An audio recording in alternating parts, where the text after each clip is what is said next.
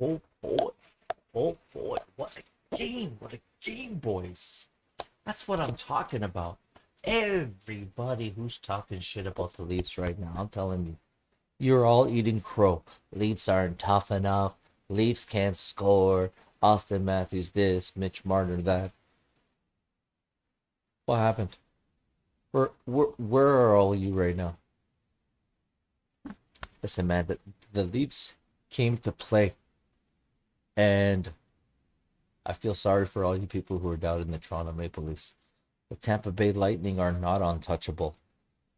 If you look back at last year's round one, Tampa Bay versus Florida, Tampa Bay gave up a lot of goals, but Vasilevsky came up big in game six when he got a shutout, and he can still come up big in future games. But man, that game one was crazy. That was a crazy game one.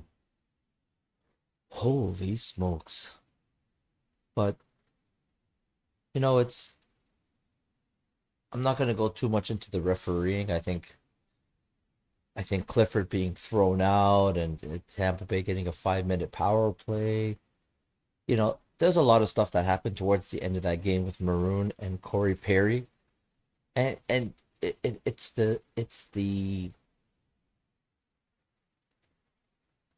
pretty much what happens all the time. People call the Leafs soft, but if the Leafs come out and hit you, what happens? You get fined, you get suspended, you get thrown out of the game. God forbid the Leafs should hit somebody. And the Leafs were dictating that game. They initiated the violence tonight. And good for them, they initiated the violence tonight. Good for them, they initiated the violence tonight. They came out and Simmons was crushing people and Clifford was crushing people. Hey, you want to keep repeating that this team is soft and this team is soft and this team is soft? Guess what this team is going to do to change the narrative? To change the narrative, the Leafs have to come out and start smashing, right? And that's what the Leafs did. But guess who was pissing, moaning, and crying on the ice tonight? Tampa Bay Lightning were doing a lot of this. And towards the end of the game, Corey Perry and Maroon were doing a lot of this. But the Leafs came up big. Jake Muzzin with a great goal to start off this game. And that's the difference between a veteran defenseman right there.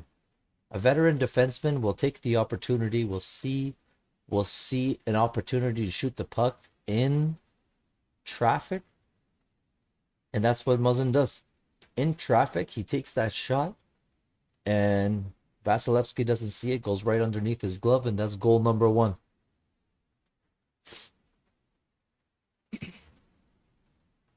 And then in the second period, the first period was a crazy first period, but that second period, man, that second period was probably the craziest thing I've ever seen. Like, so much going on in that second period.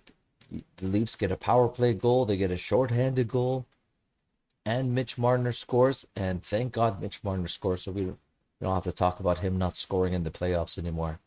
And Matthews already has 2 goals and an assist. Mitch Marner has a goal and 2 assists. And then all they're doing is eliminating narratives, right? Eliminate things that people can talk about.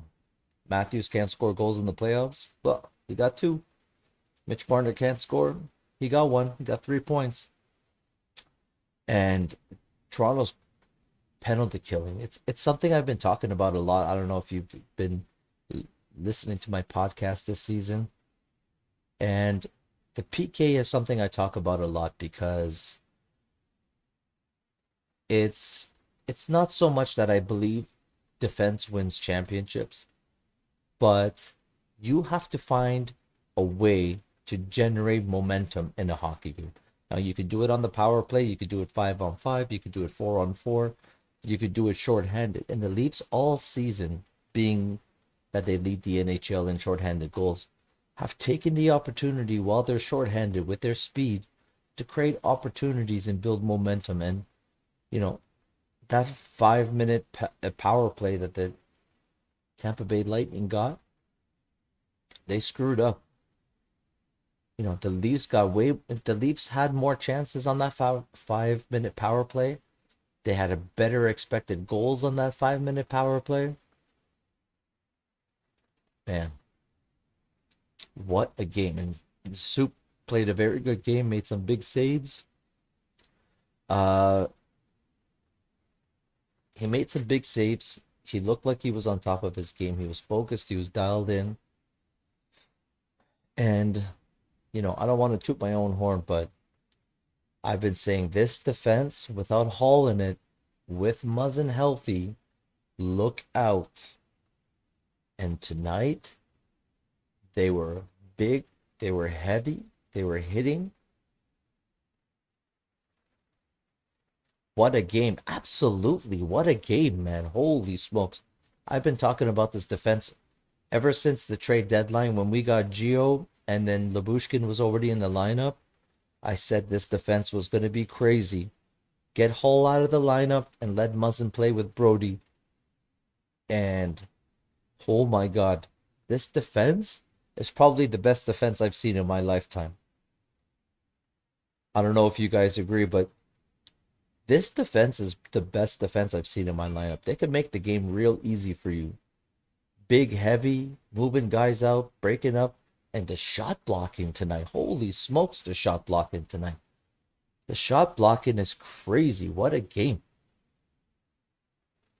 It's the most excited I've been after a playoff game in a very long time. What do you guys think? What was your highlight of the night? Highlight for me was that 5-minute power play that the Leafs just was clinical in execution. Clinical. The Leafs PK this year is on a whole different level, and I don't know if you guys are ready for it. I don't know if anybody else is ready for it. Kerfoot, Ingvall, Port Mikheyev, man, he got shafted tonight. Every time he touched the guy, it was a penalty. Some of the softest calls I've ever seen on Mikheyev. Poor guy can't play any defense in the NHL, but there's a few things I saw from the Tampa Bay Lightning tonight that really made me question how these guys won 2 Stanley Cups. You touched them and they fell. They were trying to get power plays and they did get power plays, but they couldn't score. But man, they looked real upset in that second and third period. They're like, they knew this game. They knew that game was over. You can tell by the coach. When the coach is standing there with a disgusted look on his face and he's not talking to his players, he's not yelling down the bench. John Cooper wasn't yelling down the bench. He wasn't talking to his other, assistant coaches. He wasn't talking to the players. He's just standing there with a disgusted look on his face, like, "Yep, we lost tonight. There's nothing. There's no way for coming back in this game. Let's just take the loss, regroup, and see what we could do in game 2." Tampa Bay looked out of it. That entire third period, Tampa Bay was not very engaged, and that's good. And that's what the Leafs should do. They should initiate. They initiated on the hits. They initiated on the physical stuff, and that's what you need to do. That's what makes sense. You can call the Leafs soft all you want, but when they come and punch you in the face, you got to retaliate, right? And that's when the Leafs go on the power play and they take advantage. I mean, the Leafs' number 1 power play came to play tonight. They scored some goals. Just clinical. And one of the other strengths that a lot of people don't talk about is the Leafs' depth. And their depth looked good. Kasha looked good. Ingvall looked good. Kampf. What a goal by David Kampf. Did you guys know that he could do that? I didn't know he could do that. Man, that was crazy. That was one crazy game. That shorthanded goal by David Camp was the nail in the coffin. What a crazy game. I couldn't even believe it, man. That's good. The stadium was jacked. The stadium did what they were supposed to do. They cheered on the players. They jeered Trey Vasilevsky, which was very nice. Andre Vasilevsky got to hear some of it. Stamkos got to hear some of it. The fans did their job. That's what home ice advantage is all about. The Raptors know all about home ice or home court advantage. And the Leafs, they need to hear some of that. They need that from the city. Go on and cheer and push them to victory and see what you can get out of these guys.